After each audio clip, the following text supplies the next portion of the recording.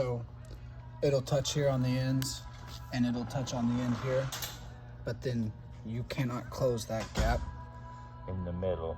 In the middle here. It'll constantly, because it's partially, it's not squared. And then come into the next one,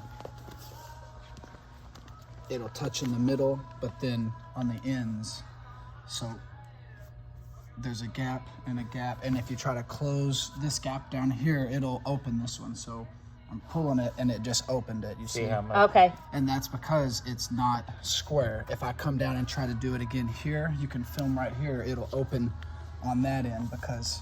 Okay, show that again, pulling down at the other end. So I'm tightening it at this end to close the gap, and it's further opening the gap on this end because it's out of square. And it'll reverse it down here and do the exact same. If I try to close it, it opens that. Okay. And then this one's even more pronounced. Basically the same case as what I just showed, but granted I'm not glued down here, but so if I try to close this gap, it opens, I mean, almost 1/8 of an inch because it's that, and it'll do it down there.